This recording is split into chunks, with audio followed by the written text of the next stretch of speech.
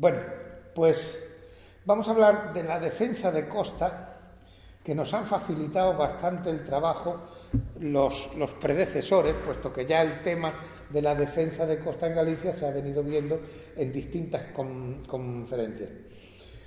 Sí me gusta insistir en la necesidad de conocer esa defensa, el cómo la defensa de nuestras costas no ha sido una alegría ni un militarismo, sino una necesidad vital de los gallegos a lo largo de la historia, porque cuando venía el nublado ya sabíamos que venían a saquear y a por todas, no dejaban más que muerte y destrucción. Por lo tanto, un centinela, un cañón, un faro era tan fundamental en la costa para poder sobrevivir. Los griegos ya inventaron la palabra talasocracia, que era algo así como el poder de quien domina el mar. En geopolítica también se habla de la tierra terrestre, la tierra corazón, el poder marítimo, y que siempre el poder marítimo termina venciendo al poder terrestre. Es decir, que el que domina los mares termina dominando el mundo. Es un poco lo que ocurre ahora mismo con los americanos y el resto de países en el mundo. Puede haber países ricos, puede haber países con gran progreso, pero países fuertes, potentes, solo el que tiene la posibilidad de controlar los mares. Y, como decía ahí con un alemán, que la potestad terrestre termina donde termina la fuerza de las armas, es decir, el poder está precisamente en la capacidad de defenderse. Antes ponía el ejemplo de Cádiz y Coruña, y aquí lo titulo Dos garitas junto al mar, un poco más romántico, pero en definitiva viene a ser la misma idea. Los griegos lo contaban más bonito, como el mito de Hércules contra Gedeón, pero al final era el poder marítimo que terminaba derrotando al poder terrestre. Y si miramos unas fotografías aéreas de Cádiz y Coruña, nos encontramos un gran parecido geográfico. Como consecuencia de ese parecido geográfico vendrá el parecido histórico, con las mismas batallas en la puerta, los mismos enemigos en los mares, pero los mismos, como veremos, y curiosamente, como consecuencia de la misma geografía y la misma historia, pues incluso yo diría que el talante de las personas, ese liberalismo que decíamos antes, ese estar abiertos a la mar, al progreso y al futuro, pues es un poco un denominador común de estas dos plazas regias, plazas del rey, plazas de soberanía real.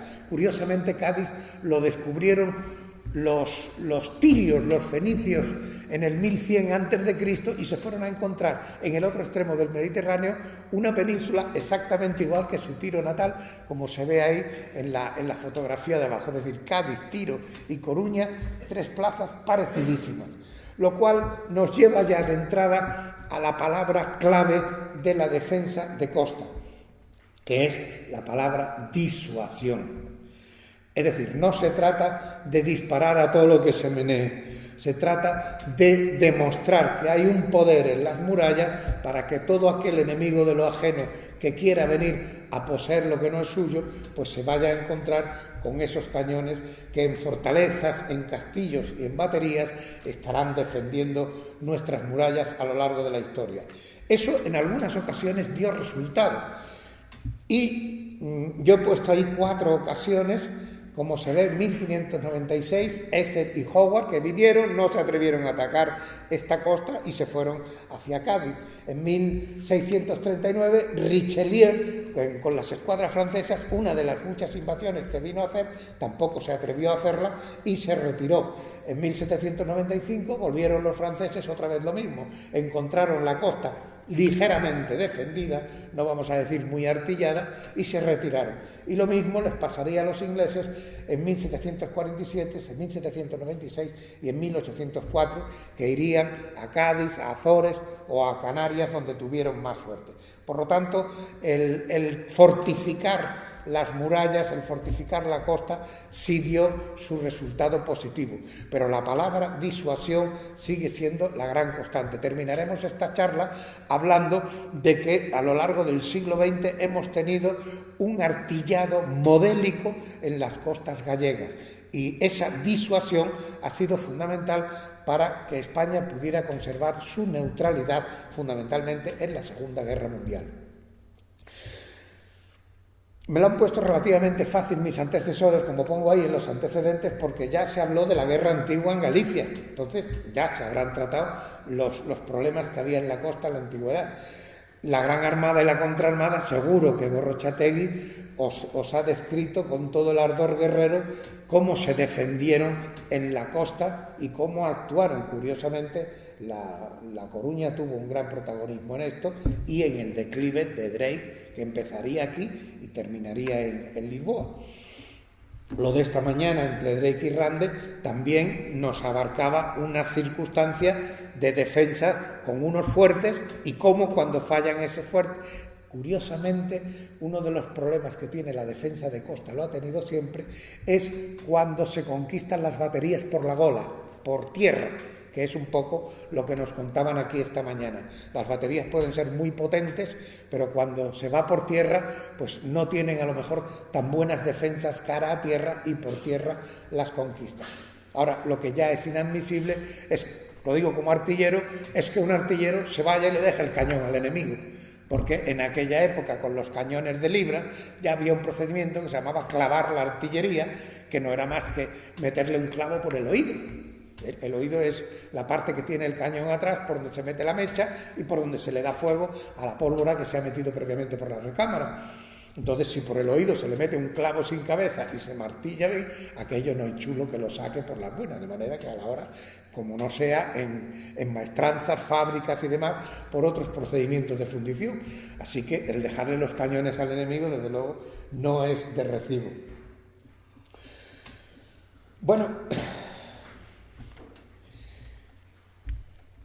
mi duda es si todo esto se ha tratado ya en conferencias anteriores. En cualquier caso, ese es el resumen que a mí se me ocurre de todas las visitas que hemos tenido en nuestra costa, en lo que era fundamentalmente el Magnum Portus Tabrorum, que era el puerto de las rías de La Coruña, Ares, Betanzos y Ferrol, y desde los romanos con Julio César hasta en 1800 que los ingleses lo atacaron por tierra desembarcando en Doniños, en Ferrol, pues hay toda esa secuencia de acciones que podemos, aunque sea a modo de flash, ir viendo todas desde los primitivos normandos, de cómo vinieron los ingleses, como Coruña fue portuguesa, después fue inglesa, cómo vinieron los ingleses, los franceses, exactamente lo mismo que ocurriría en Cádiz en las mismas épocas, como tuvimos siempre los mismos enemigos y las mismas visitas. Ya desde esa primera época son las torres de la Lanzada, Catoira y Cambados. Aquí teníamos los vikingos, desde el 858 hasta el 1015 tuvimos la visita de los normandos a nuestras costas. Me imagino que esto ya se ha tratado en estos días anteriores, porque fueron los primeros que vinieron ávidos de riquezas, ávidos de tesoros y haciendo daños por nuestra tierra. Ahí tenemos la primera, que fue a la ría de Arosa, cuando el rey Ordoño I mandó a Pedro Treón con 38 hombres a hacerle frente, que ya fue valentía. Después el famoso Gunderedo de los vikingos, que con 200 hombres pues vino en 1968, y ahí pues fue Sisenando el que les hizo frente, y estos siguieron hasta Lugo, donde se encontraron con las fuerzas de Gonzalo Sánchez, que fueron los que finalmente le hicieron retroceder. Y posteriormente, en el 899, desembarcaron por las Cíes, desembarcaron en la ría de Vigo hasta el fondo de la ría. De manera que esas son las connotaciones que tenemos, junto con otra, un poco antes, en el 844, en un centenar de naves que llegaron a la zona de La Coruña. Esas son las visitas que tuvimos de los vikingos. También los berberiscos nos visitaron, como también se ha dado en la antigüedad, pues llegaron los berberiscos en 1582 y ahí fue el conde de Andrade en Pontedeume el que salió a hacerle frente. Como consecuencia de estas visitas tendremos nuestra costa llena de castillos, llenas de torres y llenas de fortalezas, de las que las más características pues son las de los castillos de la ría de Ferrol, el fuerte de Cedeira en el norte o los de la zona de Bayona, y exactamente lo mismo con los fuertes de Ferrol o incluso en la zona de la Lanzada en Vilanova de Arousa o en Riancho también hay restos de antigua fortificación. Por lo tanto, tuvimos todas esas visitas en la antigüedad y no había más remedio que fortificarse. La verdad es que si la necesidad era grande, la realidad era muy distinta. Los cuartos desde el reino venían con cuentagotas o muy escasamente, y a la hora en que llegaban los enemigos estaban 4 mataos para defender la costa y malamente la podían defender. Concretamente La Coruña, desde la Edad Media, tenía esa fortaleza antigua que está en la parte derecha, y en la parte izquierda está la pescadería, es decir, la ciudad vieja y la pescadería como 2 zonas fundamentales de la ciudad. Pero una cerca de piedra de una lanza de alto, 9 pies de ancho, de barro y cal, esa poca consistencia tendría. De hecho, no puso resistencia prácticamente cuando llegaron las distintas invasiones. He dicho que Coruña fue portuguesa, y realmente lo fue durante 2 años, cuando don Fernando I el Formoso, del último de la dinastía David, pues vino y se aposesionó de La Coruña. Parece que en realidad le abrieron sus puertas en aquella época de las guerras de los 2 hermanos, Enrique II contra Pedro I, aquello de Montiel y donde murió Pedro I, y aquel juego del Bertrand de Duguesclin que le dio la vuelta a uno poniendo al otro encima, diciendo aquella frase de ni quito ni pongo rey, pero ayudo a mi señor. Curiosamente, este Bertrand de Duguesclin, que era un buen guerrero, había dicho otra frase que fue profética, y lo dijo ya en su lecho de muerte: cuando hagas la guerra, piensa que ni las mujeres, ni los frailes, ni los niños, ni los ancianos son tus enemigos. Y Napoleón debería saberlo, porque a Murat, con aquellos desmanes que había cometido en Madrid a raíz del 3 de mayo, pues se los recordó, aunque luego él mismo, cuando entró al año siguiente, pues ya no se acordaba de sus consejos, y los desmanes de los franceses fueron los que originaron la lógica reacción del pueblo. Bueno, pues en aquella ocasión, a los 2 años, fue don Pedro Luis Sarmiento el que los derrotó en Porto de Bois, y los portugueses se volvieron a su casa. Esto fue en 1369 hasta el 71, y hubo otro ataque, otros 2 ataques, pero ya no, que solo atacaron y se fueron en el 1375, en el 1384 y en el 1475. Y La Coruña también fue inglesa. Durante 2 años también el Mr. Percy, el duque de Lancaster, también vino con sus tropas, llegó aquí, no solo llegó aquí, sino que pasó por Santiago, fue hasta Monforte, hasta Bayona, y también con 12.000 hombres en 100 barcos y 20 portugueses, también se apoderó de La Coruña, y durante esos 2 años también estuvo hasta que el conde de Benavente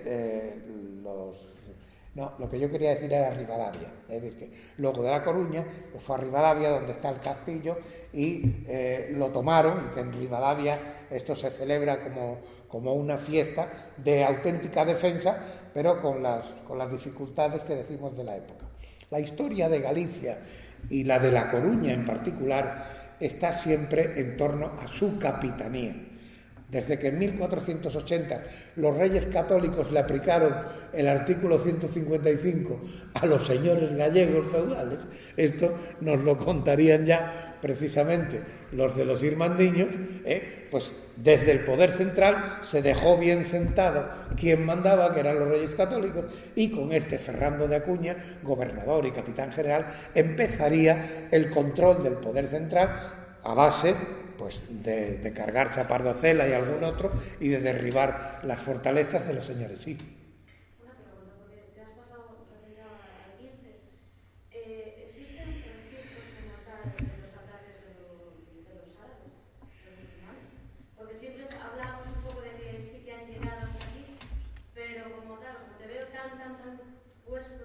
pasado y lo tenía.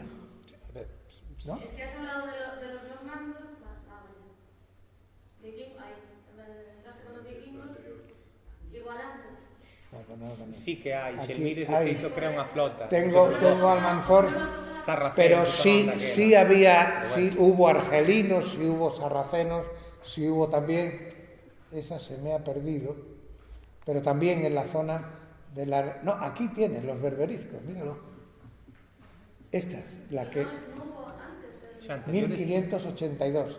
Este fue un ataque berberisco. Bueno, como decía, con Fernando de Acuña empiezan los capitanes generales de Galicia. Ya toda la historia de Galicia, incluyendo, porque tendrán como misión la defensa de sus costas, será en torno a los capitanes generales. Ese 1587, ese Juan Pacheco, fue el que estuvo precisamente en el sitio de La Coruña de Drey que nos contaban ayer. Y con el tiempo, este señor de horca y cuchillo, don Fernando de Acuña, o la figura del capitán general, gobernador y justicia mayor, pues fue perdiendo poder. Unas veces por las ordenanzas de artillería, que le quitaban el mando sobre los artilleros, otras veces con la creación de la Real Hacienda, el tema del recaudador pasó al intendente, otra vez los temas administrativos que pasaban a la policía, la recluta, el acuartelamiento y la subsistencia también pasaban al intendente. Cuando se crea la Capitanía Naval de Ferrol, todo el tema de Marina y de la defensa marítima, que lo tenía el capitán general, también pasa, y hablaremos de los constructores militares. A todo lo largo, entre el siglo XV y XVI, pues hay una serie de capitanes generales que todos ellos van a tener por lo menos la preocupación de la defensa de sus costas sobre lo que le pueda venir. Fundamentalmente los marqueses de Cerralbo, que hubo dos, el primero que era el padre, del que luego estuvo con lo de la defensa. Y ahí estaban sus misiones como la jurisdicción sobre la población en materia civil, materia de defensa de costas y puertos, control de transportes y batimentos, mando de la Marina de Guerra. Todo esto era el poder que tenía el capitán general al principio. Una Capitanía General de Galicia que yo he visto cómo se transformaba en su Estado Mayor de ser Capitanía General de Galicia a aumentarse a Capitanía General de Galicia más las antiguas 5 provincias del Reino de León y Asturias, y posteriormente Valladolid, absorbió Valladolid, y últimamente a Burgos. Antes de desaparecer las capitanías, esta del noroeste era la capitanía más grande del mundo. Y después ha habido un cambio brutal en la organización del ejército y se ha pasado de un ejército territorial a un ejército funcional, y lo que hay en Coruña es el jefe de la fuerza logística operativa. Es decir, desde Coruña se controla la logística de todo el ejército, esté aquí, esté en Afganistán o esté en cualquier sitio.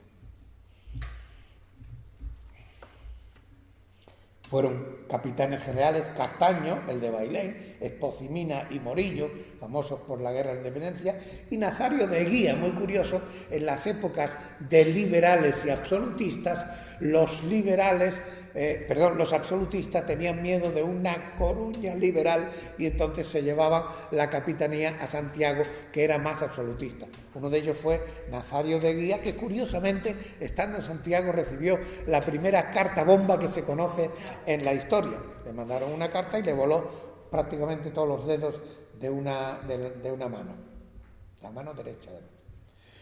Bueno, el corso ya se dio ayer, la guerra con los franceses, siempre atacando a nuestras costas. Ahí tenemos a los corsarios franceses, como en 1544 vinieron a atacar Corcubión, Finisterre, Muro. Después vendría la escuadra de los corsarios franceses, a la que salió don Álvaro de Bazán a combatir con ellos, y a todo lo largo del siglo XVI hubo ataques a la costa norte, sobre todo Ferrol, Muxía y Vivero. Hay que recordar que Coruña fue el sitio desde donde salió Carlos V para ser coronado emperador en Alemania, y consiguió que las Cortes de La Coruña le dieran los 800.000 ducados que le habían negado Valladolid y Santiago incluso Y gracias a eso, el emperador más rico del mundo pudo hacer el viaje con su gastadora corte borgoñona, porque hay que ver cómo gastaba y cómo vivía. En la época de Felipe II también hemos visto ya los temas de los ataques ingleses, desde que también embarcó en La Coruña para casarse con la Tudor, y cómo desde ahí salieron expediciones a ayudar a bretones y a Irlanda, y Drake empezó a hacer de las suyas ya en 1589, atacando a nuestras costas. Recordad que 1588 fue la Gran Armada, que la tenemos aquí. Bueno, aquí tenemos la Gran Armada, que ya la tratasteis ayer, que curiosamente recaló cuando no estaba previsto en La Coruña, con lo cual supuso no solo a Coruña, sino a Galicia entera, un esfuerzo brutal de reabastecimiento de la Gran Armada. Fijaros todo lo que tuvo, o todo lo que informó el marqués de Cerralbo que le había dado a la Gran Armada, de carne, de tocino, de bacalao, de abadejo, de sardinas, de vino, toda la cantidad de existencias, además de los hospitales, personal que le dio 2 compañías, todo aquello dejó a Galicia prácticamente inerme, indefensa, desabastecida, justo en el momento más crítico de su historia, puesto que, como ya sabéis, al año siguiente vendrían Drake y sus muchachos a hacer de las suyas en La Coruña. Ahí había ya en San Antón un alférez de ingeniero que se llamaba Muñiz, que ya estaba fortificando San Antón y que además se enfadó muchísimo porque le quitaron las piedras que tenía ya preparadas para hacer la fortaleza, para hacer el carenado de los barcos, el reaprovisionado y el carenado de los barcos de la Gran Armada. Pero gracias a esa fortificación del castillo, luego en el ataque de Drake, como os contarían ayer, resistió hasta 3 ataques y no fueron capaces de conquistar el castillo. Y eso fue definitivo para la defensa de la ciudad vieja de La Coruña.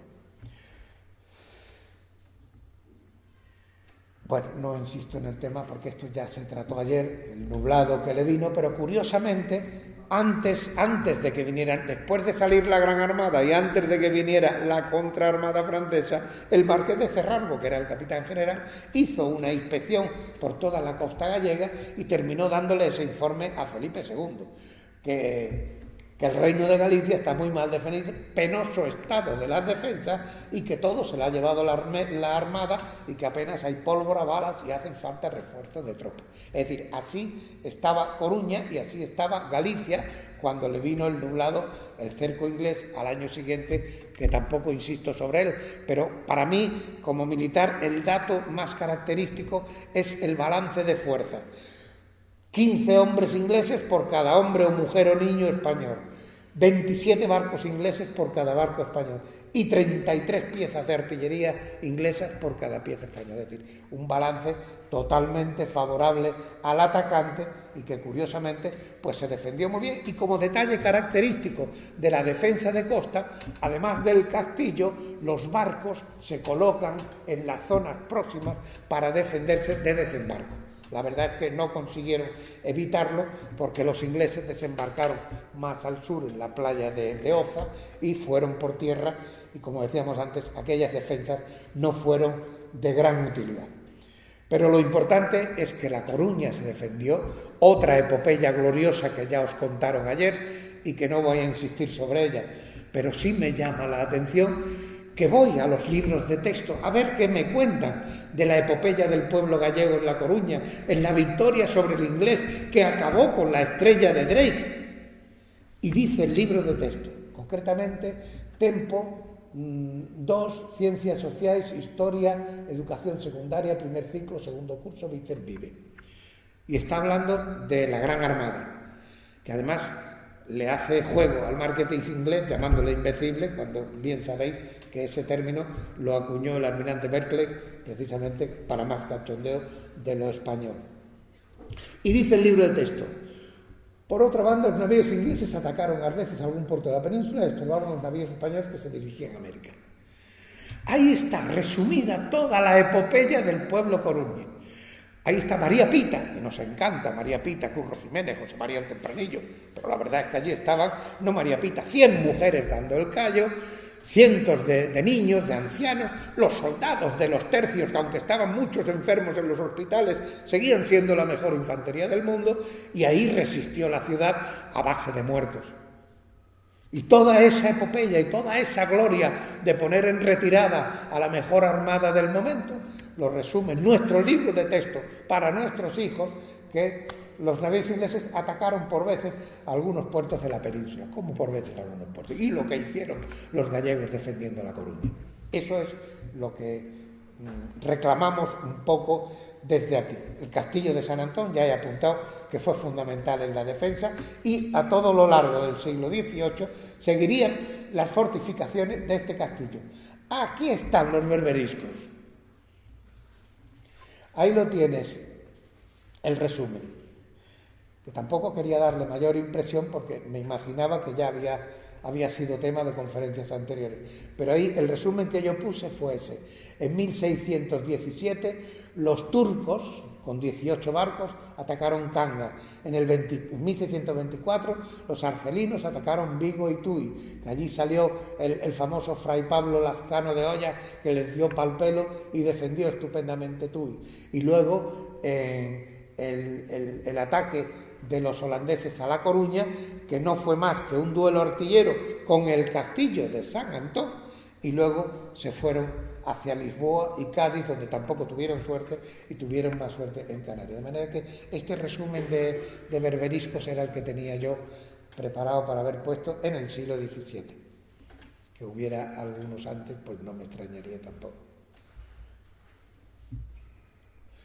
Esto ya ha sido tema de los corsarios, la escuadra del arzobispo de Burdeos y todo aquello.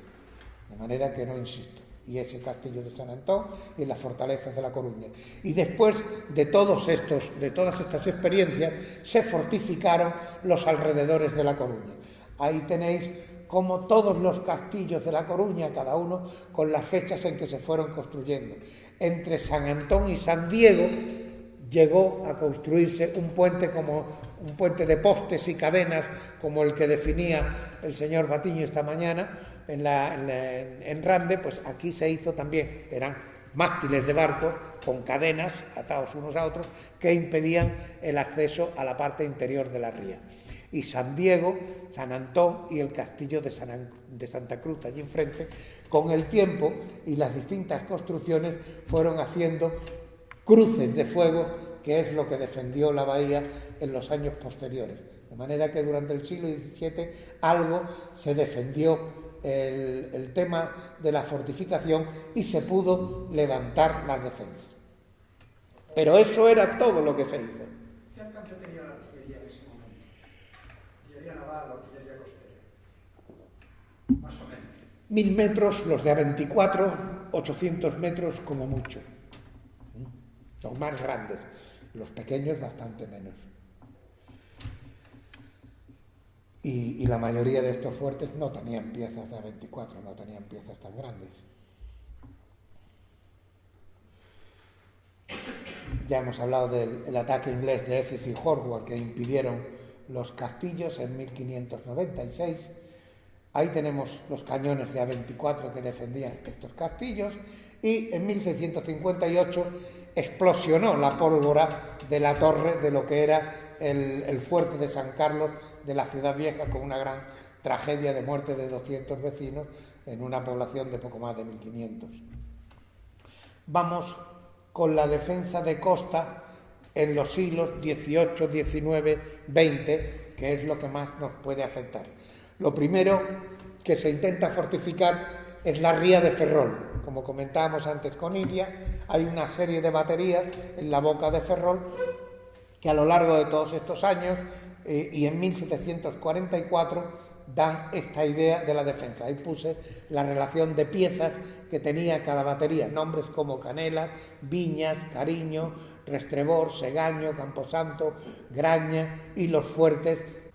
Esta es la fotografía de la entrada de la ría de Ferrol. En la parte norte es donde está ahora mismo el puerto exterior, y se han suprimido los restos que quedan, que prácticamente son testimoniales de las antiguas baterías que había por allí.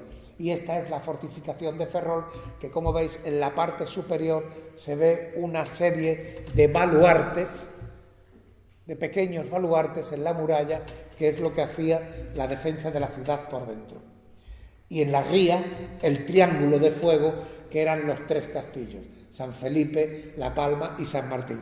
Estos desde el siglo XVI hasta prácticamente nuestros días se estuvieron continuamente remozando y fortificando, porque era vital para el acceso de la entrada de la ría, y que además desde el punto de vista artillero tenían que impedir la entrada de los barcos antes de que forzaran el estrecho y la parte angosta, porque podían hundir un barco ahí y entonces ya no entraba ni salía ninguno. Este es un plano posterior, pero da un fiel reflejo de lo que era la ría. Y ahí empiezan ya los ingenieros militares a fortificar La Palma, como era el caso de Montaigú, a fortificar San Martín, las cadenas que unían San Martín con San Felipe. Se ven ahí en la parte inferior los rampones donde se enganchaban las anclas, donde se enganchaban las cadenas que cerraban la ría de Ferrol, y lo que queda de aquel fuerte de San Martín, que es poco más que testimonial. Esto es un hornillo de balas rojas en la batería de Viña. Este se ha reconstruido con la construcción del puerto exterior de Ferrol, y es donde se hacían las balas rojas. La bala roja era una bala, normalmente una bala de 24, una bala gorda, que se calentaba y se ponía el rojo vivo antes de dispararla, con lo cual si acertaba en la Santa Bárbara de un barco o en algo de pólvora del barco, el barco, por efecto del calor de la bala, reventaba y eran mortíferas.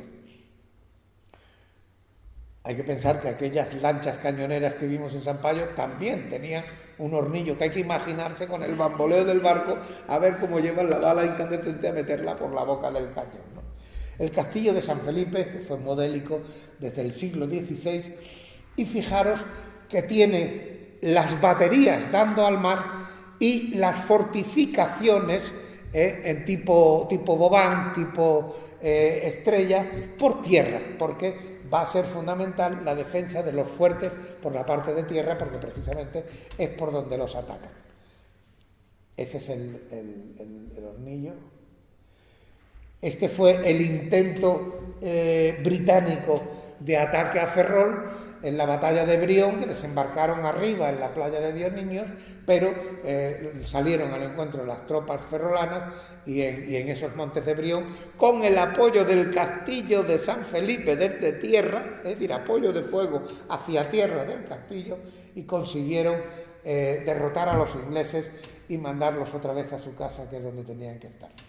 Y a todo lo largo del siglo XVIII hay una sucesión de ingenieros militares. Yo esto me gustaría recalcarlo porque es impresionante el trabajo que hicieron estos hombres, porque además no solo hicieron fuertes, fortalezas, castillos, sino que además hicieron edificios, hicieron carreteras, hicieron puertos, hasta los aeropuertos. Los diseños de los aeropuertos estaban hechos ya en esta época por algún ingeniero militar. Y ahí tenemos toda la lista de capitanes, de oficiales del cuerpo de ingenieros que estuvieron trabajando y que hacían unos planos que eran bellísimos. Estos son los hermanos Martín Cermeño, que los dos, padre e hijo, digo los hermanos, padre e hijo, no hermanos, padre e hijo, que fueron los dos, llegaron a lo máximo dentro del cuerpo de ingenieros militares, y el hijo, Pedro Martín Cermeño, llegó a capitán general de Galicia. Y las casas de paredes, las construcciones civiles, las diseñó él. Este es un plano hecho por él, que desde el punto de vista de dibujo, de diseño, es una maravilla. Y además en el mismo plano está todo. Está escrito el texto, el juicio crítico de qué es lo que estaba mal, el proyecto de obras a realizar y en algunos hasta el presupuesto. Es decir, que eran unos trabajos magníficos los que hicieron estos ingenieros militares. Hicieron más proyectos que realizaciones, porque luego, al final, faltaban los cuartos.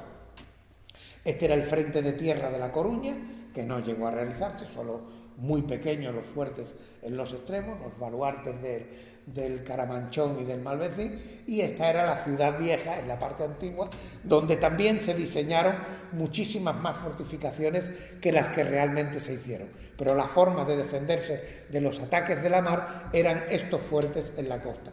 Esto es otra vez el castillo de San Antón.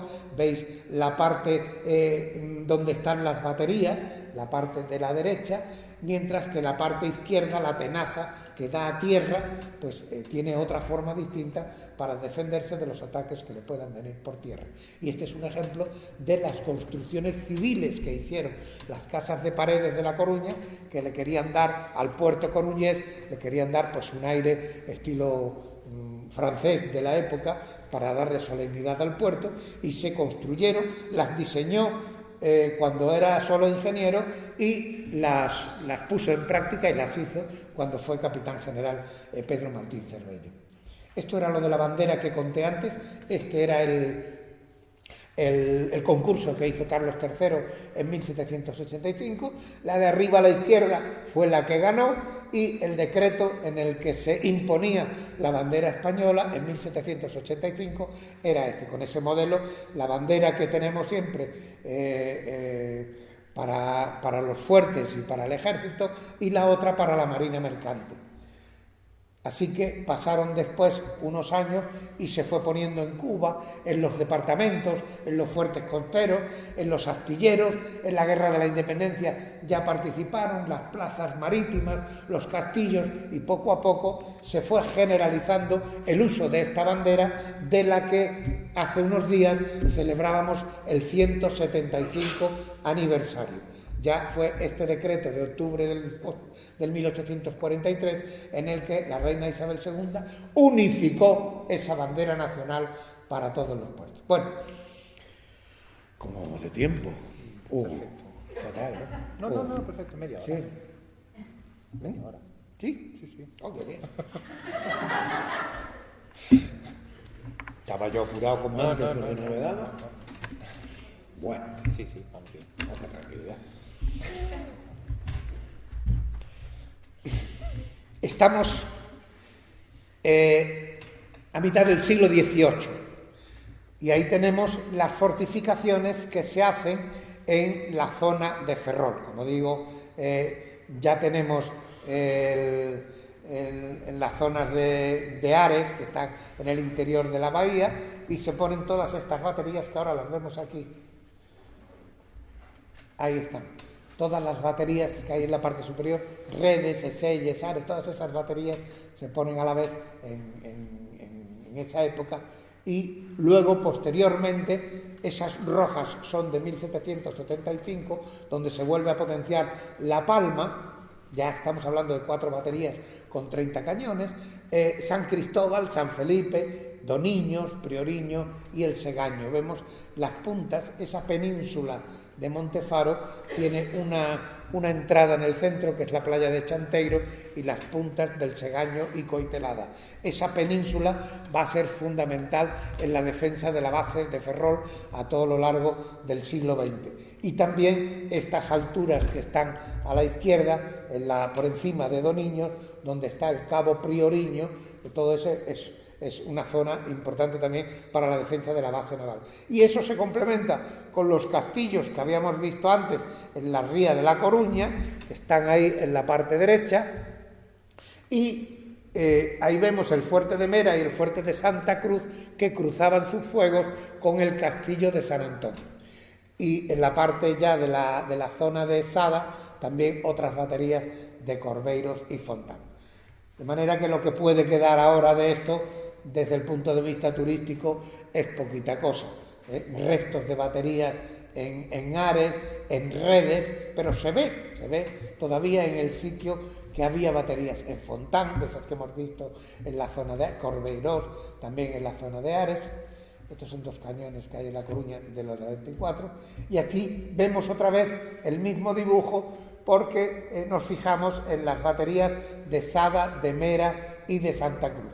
Aquí los tenemos otra vez, 2 baterías en Sada, otra batería de 6 piezas en Mera y otra batería de 12 cañones en el fuerte de Santa Cruz. Vemos las construcciones de aquellos ingenieros militares.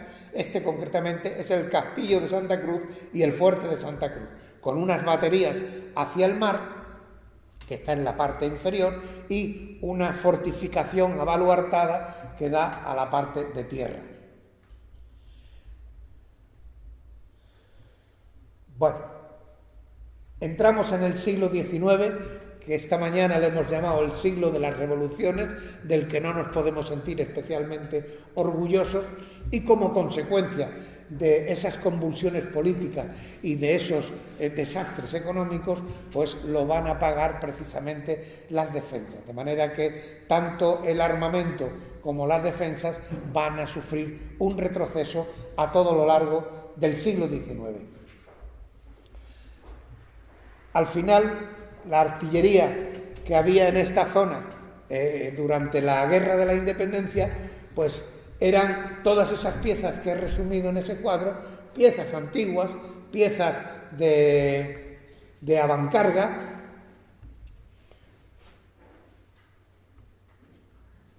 y en los castillos de La Palma y San Felipe con cañones de A24 y cañones de A18, que hemos dicho que eran los cañones grandes.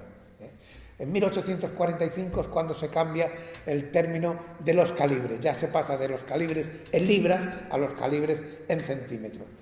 Y en 1846 empieza el rayado de los tubos y empiezan a introducirse con cuentagotas algunos en los sistemas defensivos. Por ejemplo, San Felipe y La Palma fueron los más afortunados porque estuvieron reforzando sus baterías con cañones antiguos.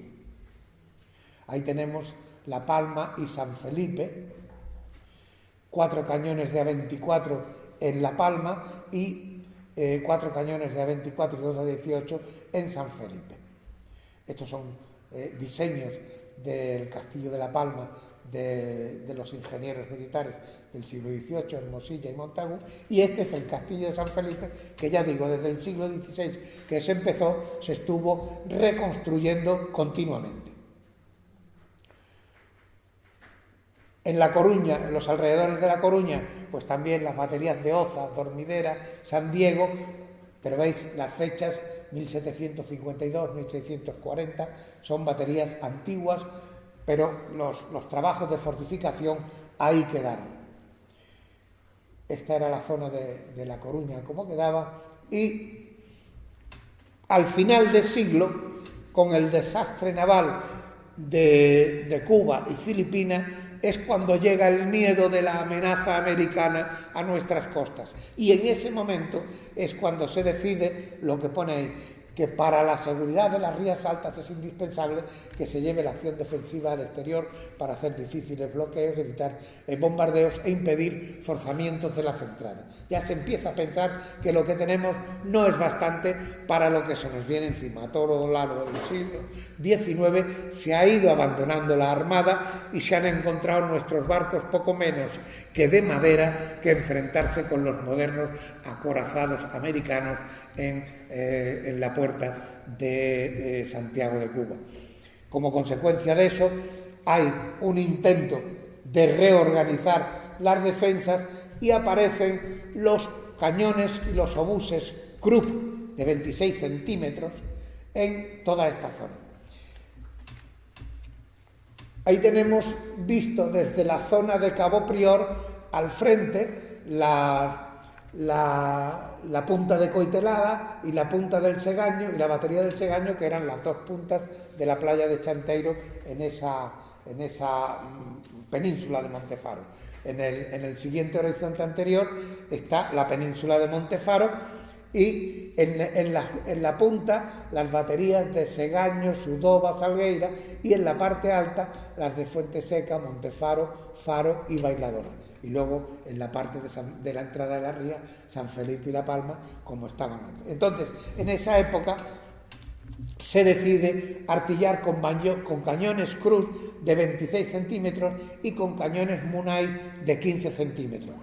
Las zonas de Segaño, Salgueira y Sudova, que lo veis allí en la punta derecha, y las de atrás, las de Faro, Bailaora y Fuente Seca, con cañones Ordóñez de 24 centímetros. Y ya aparece una batería antiaérea de 10 centímetros Vickers.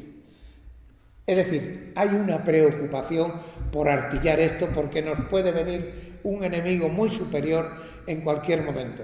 Esto es un tubo Krupp que, a pesar de que parece más grande, más moderno, ya está obsoleto a finales del siglo XIX con lo que está viniendo en la Armada Americana. Este es un obús Ordóñez, también, estamos hablando de 11 kilómetros de alcance, pero que durante unos años va a servir de complemento de un artillado que se pone al final con estos cañones Munayz-Argüelles, que son los más modernos entonces, con un alcance, son de 15 centímetros y con un alcance de más de 13 kilómetros. Con esos cañones volvemos a artillar la base naval, las baterías de San Juan, que está en el baluarte de Ferrol, y los fuertes de San Felipe, La Palma y la batería del Segaño, con estos cañones ya más gordos de 15 y 21 centímetros y 26 centímetros. Así quedarían Segaño 2 cañones Cruz de 26, Salgueira 6 cañones Cruz Munay y Sudova 6 cañones 15 Munay. Y el grupo de obuses, Faro, Bailaora y Fuente Seca, los de la parte de arriba, con obuses que tienen una trayectoria más curva de 24 centímetros Ordóñez, fabricación española, cosa curiosa, porque eso es muy de tener en cuenta. Hay planes de artillado ya metidos en el siglo XX que se llevan a cabo y aparecen los cañones de 15-24, ahí donde está ese 15,2, este 15,2, estos son cañones Vickers de 15-24. Siguen los antiguos obuses de 34 y aparecen los cañones de 38,1. Ahora lo veremos en otro, porque este es un plan de artillado y hay un detalle que es una acción de fuego en la Primera Guerra Mundial, en 1919, es el de un submarino alemán que estaba en la base naval de Ferrol. Entonces, cuando se acaba la guerra, pues se decide devolverlo a Francia. Entonces,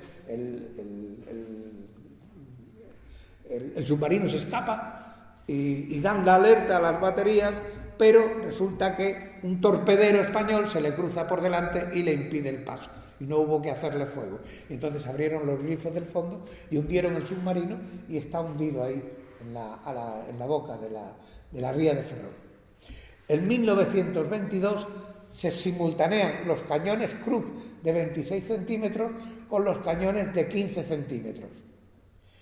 Ahí tenemos la batería de Munayz-Argüelles, que eran de 6 piezas, ese que hemos visto antes de los 13 kilómetros, y que tuvo una acción en la Guerra Civil, que estuve a punto de dispararle al almirante Cervera, porque era el único crucero que estaba en el bando nacional, y lo confundieron, porque no hacía caso a las señales que hacían, con unos del bando contrario, pero al final la cosa quedó en nada.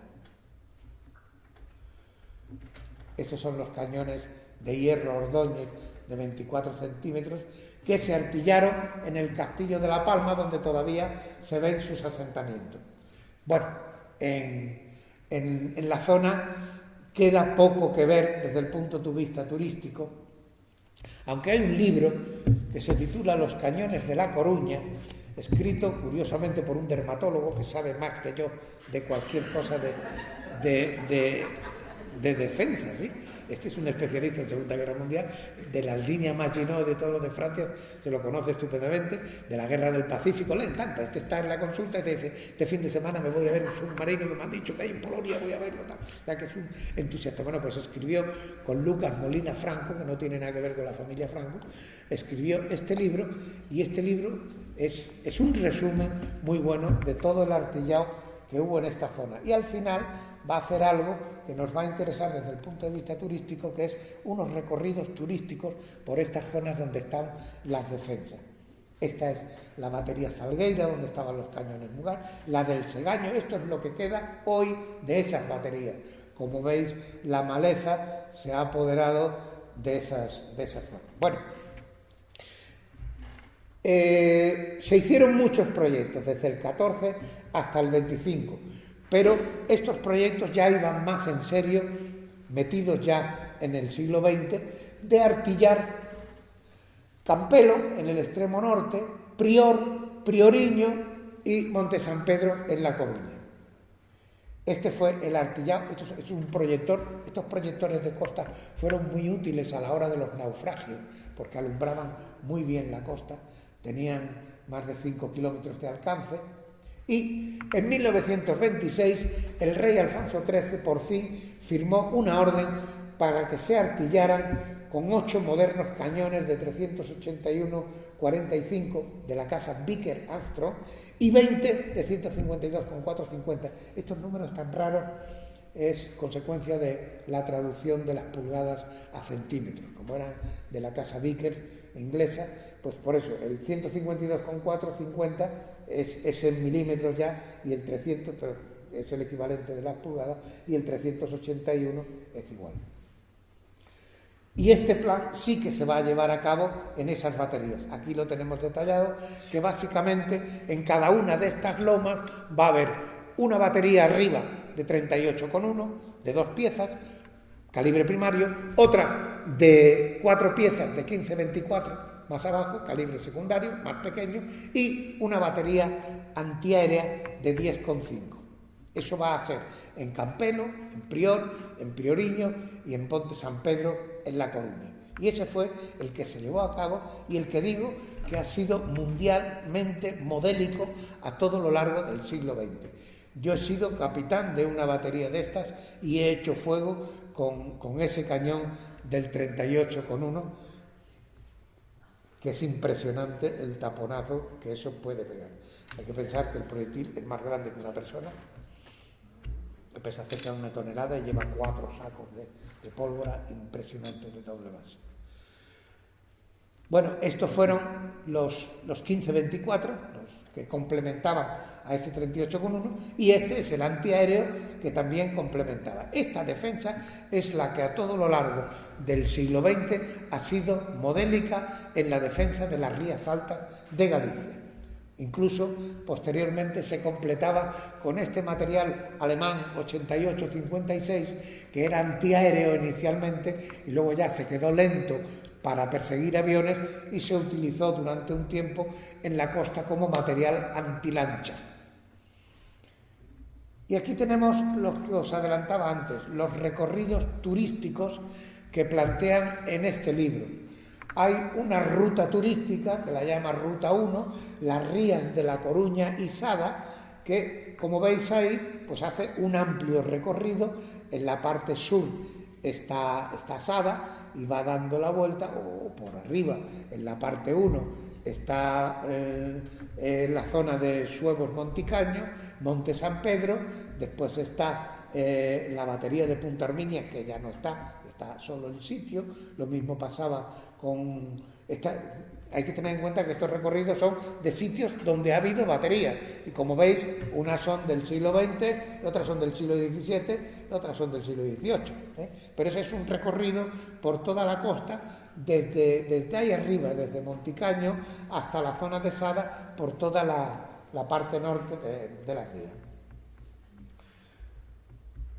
Aquí tenemos otro en la zona de la península de Ares en la parte oeste, Mugardos en la parte este, que ahí es donde durante todo el siglo XX hubo y XIX se empezaron con un artillado masivo de batería.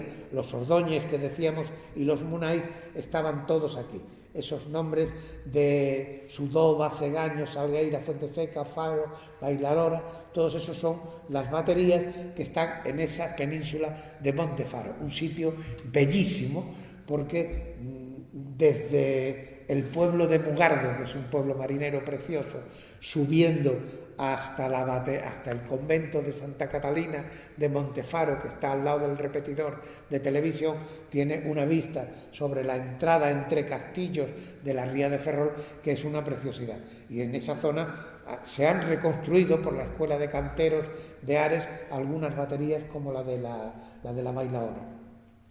Y luego hasta la zona de Ares y Redes, donde hay muy pocos restos de las baterías. Y esta otra es en la ruta norte de Ferrol, donde en esa parte norte de la entrada de la ría se han perdido algunas baterías, como la de Viñas, como consecuencia del nuevo puerto exterior de Ferrol, y ahí están las de Prioriño en la parte de arriba. Y por último, en la zona norte de todo está Cabo Prior, que es otro sitio bellísimo de las Rías Altas, donde había la batería esa que yo dije, que con la que hice fuego, de 38,1 arriba, y otra batería abajo, cerca del faro, del material más pequeño, de 15-24. Y en la zona de Campelo, otro grupo, también de una batería de 38,1, otra de 15-24 y otra de antiaéreo. Esta es la batería de 88 que decía como antilancha, y esta es una batería de 15-24 haciendo fuego. Hay que imaginarse lo que era el artillado de aquellos cañones, es decir, que supuso un esfuerzo gigantesco el poder dotarlos de este material. Hay que ver lo que era solo el cierre del cañón por la parte de atrás. Eso es un cierre de tornillo que se desatornilla, se abre y por ahí electromecánicamente se mete un proyectil con un atacado hidráulico. Aquí tenemos lo que sería el corte en sección en una maqueta de lo que es este material de 38,1, y es impresionante. Estos son más grandes que los de Navarone, y todavía quedan 2 artillados en Monte San Pedro. Y tiene pues 3 o 4 pisos, según se mire, desde la zona de abajo, que es la sillera, donde están los proyectiles y las cargas, con unas grúas que los transportan hasta una mesa de atacado, donde son atacados en un ascensor basculante que se baja, se le mete el proyectil, se le mete la carga, luego se bascula otra vez y sufre un atacado hidráulico hasta un piso de arriba. Y en ese piso de arriba, otro ascensor, por una cremallera, lo lleva hasta el plano de culata del cañón, donde está el cierre, que se abre también hidráulicamente, y se abre y sufre ya el atacado definitivo, primero del proyectil y luego de la carga en el cañón. De manera que eso fue lo que se hizo, lo último que se hizo, y que ya a finales del siglo XX ya era innecesario la defensa con cañones, ya la costa se defiende con aviación, se defiende con la armada, y ya no son necesarios esos cañones que al principio estaban en la playa, que se fueron alejando a los montes cercanos y que ahora ya no son necesarios en absoluto. Esto, que lo titulo Una obra de titanes, es para que os deis cuenta de lo que suponía el artillado de esas baterías y el transporte por unos caminos que había que hacer para llegar a lo alto de esos montes, ¿no? Ahí iban tendiendo vías cada 50 metros, eso de arriba es la cuna, abajo es la plataforma donde gira el cañón. Ahí abajo está lo que era el bidón del grupo de presión hidráulico, que era el que con su peso le daba presión hidráulica a las baterías, y con los medios de aquella época se hizo ese transporte. Estamos hablando de unos tubos de 86 toneladas y 17 metros de largo, ¿no? El llevar eso, tendiendo vías en unos carrillos a lo largo de unos caminos que no existían, pues por lo que digo que fue una obra de titanes, con esos medios. Hay que ver la pinta que tiene el tractor, que era el que tiraba de aquello. Ahí veis otra vez el acumulador en la parte de arriba y un tractor reventando del esfuerzo que tenía que hacer. Se tendían 12 kilómetros, para hacernos una idea del esfuerzo, en 136 días, es decir, 195 metros diarios, hasta llegar a lo alto del monte. Esa fue la la construcción y el artillado de estas piezas. Ahí vemos otra imagen, es en la imagen superior izquierda una plataforma que ha volcado, habrá que imaginarse para poder entender eso. Y aquí no solo se artillaron, sino que encima llega una contraorden y se decide que la batería de 2 piezas de 38,1 que estaba en Campelo, que la lleven al Estrecho, a Punta Paloma, así como el que lleva un bocadillo. Tuvo que ir desde lo alto de Campelo hasta el Arsenal de Ferrol, otra vez tendiendo vías, como hemos dicho antes, desde el Arsenal de Ferrol en 7 trenes, para 2 cañones, en 7 trenes, se llevó hasta Cádiz. Desde Cádiz se pasó a unas lanchas, estas lanchas, lanchones, llegaron hasta Algeciras, y desde Algeciras, otra vez, tendiendo vías hasta lo alto de Punta Paloma, que está más allá de Tarifa, camino de Vejer en Cádiz. De manera que esa obra impresionante se realizó en el año 1941 para llevar 2 cañones de la batería de Campelo hasta la batería de Camarinal de Paloma Alta en Tarifa. Ahí vemos lo que nos da una idea de lo que era llevar un tubo y unas cureñas por esos caminos de las baterías. Ahí tenemos una cuna con 46 toneladas y ya terminamos con los nombres que recibió ese regimiento de Ferrol desde que 1900 era aquella bandera azul que veíamos del tercer batallón de artillería de costa, pues fue como llamándose Comandancia de Artillería, Regimiento de Artillería, hasta llamarse el Regimiento de Artillería número 2, que al final sería el Regimiento de Artillería Antiaérea número 76. Como veis, en ese escudo de la parte derecha es el escudo del regimiento, tiene los atributos de artillería en esos 2 cañones que están detrás, la laureada que tiene el regimiento en forma de esa corona de laurel y esas espadas que salen por los laterales y por debajo, y la laureada debajo y las 2 medallas militares que tiene el regimiento. Y alrededor, como decíamos con los ingleses esta mañana, tiene los nombres de las campañas en las que participó el regimiento. Esto es la heráldica de un regimiento que pasó todas las vicisitudes de la historia. Tuvo esa bandera de la parte izquierda de arriba en la época del Ejército Nacional, y en la época de la República tuvo esa misma bandera, pero con la corona amurada en vez de la corona real y la banda inferior morada en lugar de roja. En el sur, que no hemos hablado del sur todavía, pues también se artillaron baterías desde el Grove a principios de siglo, se artillaron en Punta Fasilda, en Punta Udra, en La Guía en Vigo y en Montefaro frente a las CIES. Y posteriormente, en 1941, se artillaron ya con los modelos 15-24, que fueron los que permanecieron hasta final del siglo, las baterías del Grove y de Cabo Silleiro. Junto con los Munais que hemos visto antes, los Munais los tenéis aquí otra vez, había unos cañones pequeñitos llamados Nordenfeld, que son esos que están a la izquierda, los de la derecha son los Munais y los de la parte inferior son los Vickers de 15-24.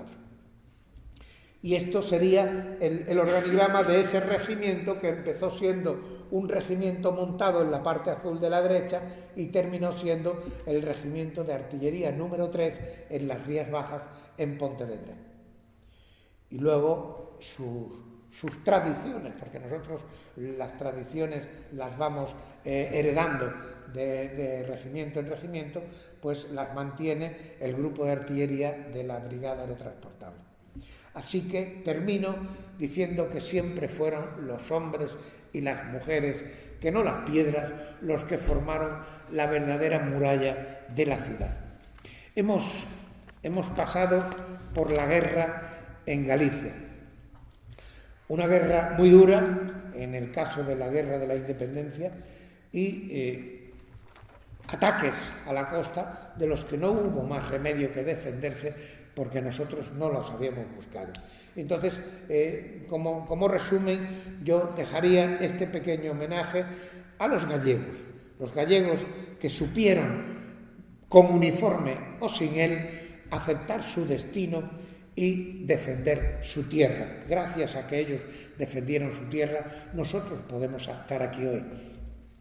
Unos soldados que a lo largo de la historia, en los hielos del norte cuando fueron a Dinamarca, en las nieves del este cuando fueron a Rusia, en las arenas del desierto en el sur cuando fueron a África, o en las maniguas del oeste cuando fueron a Cuba, siempre dejaron clavado en las cruces de sus tumbas y en la bizarría de su pisada el testimonio inmortal de este pueblo.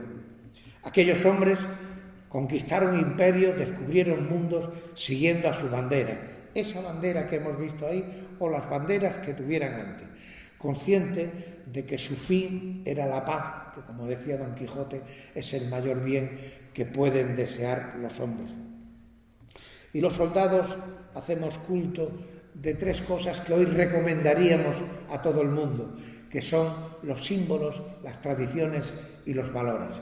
Unos símbolos que, como dicen nuestras reales ordenanzas, fortalecen la voluntad, exaltan los sentimientos e impulsan al sacrificio.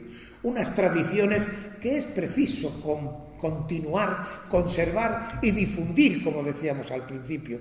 Y aquí es donde nos identificamos guías, turismos y personal de los museos, en la importancia de esa labor en la que tenemos que creer. Merece la pena, yo creo, apostar por el futuro de un pueblo en el que perviva el honor de su pasado, se mantenga la antorcha de la libertad y sepa utilizarla en bien de nuestro futuro y en cooperación con todos los pueblos. Nada más y muchas gracias.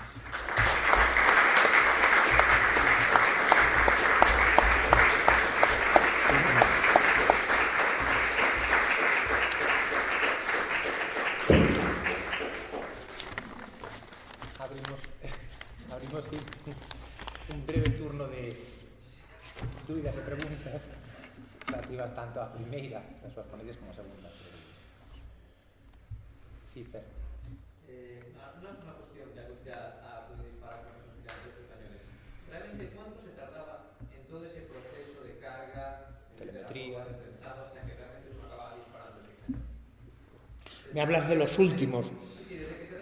Del 38,1, del último, porque claro, cada cañón tenía su tiempo. Podemos hablar de 2 minutos.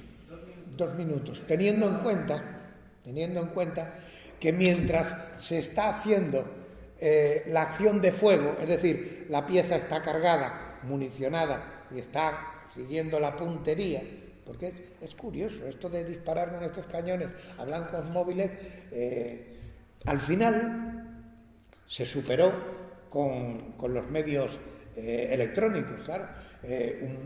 Un visor como un vídeo, un optrónico, va siguiendo al barco y al seguir ya va calculando el rumbo, ¿no?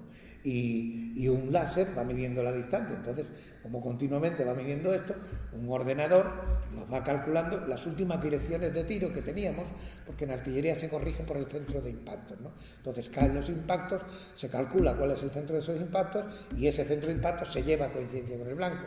Eso que al principio lo hacían unos pacientes soldaditos siguiendo agujas con unos telémetros y por unos procedimientos primitivos, al final estaba muy depurado ya por procedimientos electrónicos. Pero bueno, con independencia de que eso ya es automático, ya no entra el tiempo, el tiempo de carga de estos cañones hay que tener en cuenta que está apuntando y mientras está apuntando la siguiente maniobra de carga ya se está haciendo. Es decir, las grúas de las silleras de los proyectiles ya están trayendo el siguiente proyectil abajo, ya están cargando, ya lo están enderezando, ya lo están subiendo al otro ascensor y desde el momento en que se hace fuego ya este ascensor va a la siguiente carga. Eso es lo que con buena instrucción calculábamos en 2 minutos. Ahora, la verdad, este artillero que tiene el honor de haber hecho fuego con esa piedra ha hecho un disparo. Entonces, claro, no sé cuánto me hubiera tardado un segundo porque no lo tiré. Porque realmente este material era muy costoso y cuando se quitaron un tubo de esos tenía 100 disparos de vida. Al cabo de los 100 disparos había que recamisarlos enteros, es decir, ponerle toda la parte interior del ánima, ponerla nueva. 100 disparos, pero después de estar artillado durante prácticamente todo el siglo, desde el año 33 que se hicieron las pruebas de fuego hasta los años 90 en que se desartillaron ya y desgraciadamente el soplete acabó con ellos, que podían ser un testimonio hermoso de lo que es la historia de la defensa de la costa, pues a lo largo de todo este tiempo pues se ha quedado ahí. Y si la vida de una pieza eran 100 disparos sin recamisar, pues cuando se desartillaron tendrían 35 disparos según la pieza, es decir, no habían llegado ni a la tercera parte de su vida, dado que se hacía un disparo por cada pieza cada 2 cañones. Es decir, yo hice 2 disparos porque tenía 2 cañones y no pude corregir el tiro, vamos. Me salió uno un poco largo, otro un poco corto, el blanco se escapó, afortunadamente no le di al barco que iba remolcando el blanco y ahí quedó la cosa. Pero teóricamente, pues se hablaba de hasta 2 minutos en un proceso continuo de carga y fuego, carga y fuego, carga y fuego. Ya los otros son mucho más rápidos. Eso, claro, si lo miramos ahora con los cañones que tenemos actuales, que son prácticamente ametralladoras, están cargando y disparando, hasta las estopineras, el estopín es lo que le da fuego a la parte de atrás, son de revólver y están cambiando, y están disparando y disparan 12 tiros seguidos. Pero vamos, en esa época, si eso contesta a tu pregunta, se estimaba que con 2 minutos ya podía el segundo disparo estar en condiciones. Marga. A ver, yo tengo 2 muy cortas. Una es la foto que había de la maqueta de ese cañón del 33. Sí. ¿Dónde está esa maqueta? Esa maqueta es del Museo del Ejército. Me la prestaron para una exposición en La Coruña. La tuve una temporada, me valió mucho para contar el material, pero la tuve que devolver desgraciadamente. Pero era una maravilla, porque además era de aquellas obras de artes que hacían los primitivos maestros armeros, que la pieza se movía eléctricamente, funcionaba. Y dicen, que yo eso no lo pude comprobar, dicen que se le metía un proyectil de pistola, pequeñito, y que lo disparaba. Por eso ya sí lo he visto en otras piezas, trabajos magníficos de fresadora de los maestros armeros, que te hacen un cañón de estos en miniatura y disparan munición. Pero esa es del Museo del Ejército, además está ahí el nombre del particular y todo. Pero funcionó, en un tiempo funcionó y todo. Iria.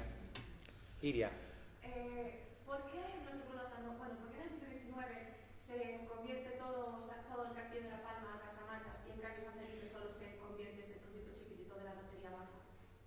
¿Perdona? ¿Casamatas? Sí, en el siglo XIX, por ejemplo, el castillo de La Palma Sí. está totalmente acasamatado. Sí, En cambio San Felipe solo tiene un trocito de casamata Claro, abajo en la batería. claro. Has visto las fechas de construcción de los dos castillos. En el de San Felipe, que era del siglo XVI, ha habido que ir acondicionando una fortaleza primitiva que no permitía las casamatas que tenían de La Palma, que es muy posterior, claro. Ya cuando se hizo fue prácticamente, las baterías primitivas se pudieron suprimir y artilló el Krupp. Sí. Sí, quería preguntar, bueno, estaba pensando máis ben nas costas máis do sur. Frontera. Nas costas máis do sur, ustedes centrouse moito na Coruña e nas Rías Altas. Nas costas máis do sur, un problema de defensa das costas, pero é un pouco, non sei se, non é exactamente militar. Casi todo a mediados do século XVIII, a mellor estou equivocado, pero intermitentemente, como é un momento de guerras continuadas, non hai desembarcos militares, pero si hai bloqueo das entradas nas rías e do comercio. Intermitentes, pero casi continuados, que interrumpen o comercio e en realidad impiden muchas veces a continuación do comercio. Iso causa bastantes trastornos. No, la amenaza del desembarco existió siempre. No, que non houve desembarco, non houve guerras propiamente. ¿Cuándo? Ataques militares. ¿Cuándo? Pero, Guerras ha habido militar siempre. do século XVIII. ¿Eh? Segunda segunda mitad del 18. 750, Sí, un pouco máis sí, hasta a Guerra da Independencia, sí, que se apoiou sí, para a guerra. sí. Están intermitente, pero casi permanentemente bloqueadas as entradas das Rías Baixas. Porque España está en continua guerra, sea aliada con Francia contra Inglaterra, sea aliada con Inglaterra contra Francia, se non é a armada francesa, é a armada inglesa a que está bloqueando as costas. Claro, iso impide o comercio, é dicir, interrompe o comercio intermitentemente, pero é unha intermitencia Cierto. bastante permanente. É unha cuestión de... O sea, que esas costas en realidad estaban moi indefensas en este aspecto. E hai outra cousa que no 19 sobre todo, pues España ten unha política comercial de proteccionismo, de non deixar entrar libremente a mercancía estranxeira, pero claro, están as costas absolutamente. Os barcos ingleses desembarcan a mercancía francesa en Vigo, saltan en Vigo en terra, e allí venden masivamente. O sea, que iso, díxose que España, claro, non conoce máis forma de comercio que o proteccionismo, que allí non entra ninguna mercancía como non sea por contrabando, non? Pero por contrabando entra por todas partes, porque non ten ninguna maneira de defender ninguna de todo o seu perímetro. Sí. Non sei se me expliquei ben. Este é un aspecto de defensa das costas tamén, Sí. pero non exactamente militar, senón non sei ben. No, incluso militar. Lo apuntábamos esta mañana cuando decíamos que el ejército, cuando llegó la guerra de la independencia, estaba empleado precisamente en la persecución del contrabando en costas y fronteras. Y el ejército de Galicia, estamos hablando de finales del siglo XVIII, estaba desplegado en la frontera con Portugal y estaba desplegado en los sitios de costa. En el interior había poquísimo. Precisamente por eso, porque se le estaba destinando a la persecución del contrabando y la piratería. Sin ninguna eficacia. Sin ninguna eficacia. El trabajo del trabajo.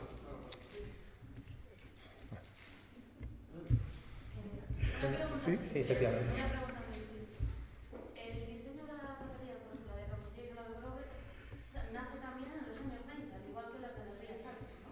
sí. Porque los cañones son los mismos, son los Vickers. Están diseñados en la misma... Estamos hablando del año 41, Claro. el artillado del Grove. Pero ¿nace la idea nace de los años 20 o es posterior? No, anteriormente se artillaron los otros, en la misma... En la misma... Claro, por eso. Porque como se construyeron los 40, pero la idea ya venía en los 20... ¿Ves? En la misma foto teníamos el artillado ese, claro. Es que no, primero se artillaron las puntas, los que están en negro. Ese era el primitivo artillado. Y luego, en el 41, solo se artillaron las otras dos, que fueron las que hemos conocido todos a lo largo del siglo XX. Y muchos soldados hicieron el servicio militar vigilando la costa, sí. Ben, pues, moitísimas gracias de novo.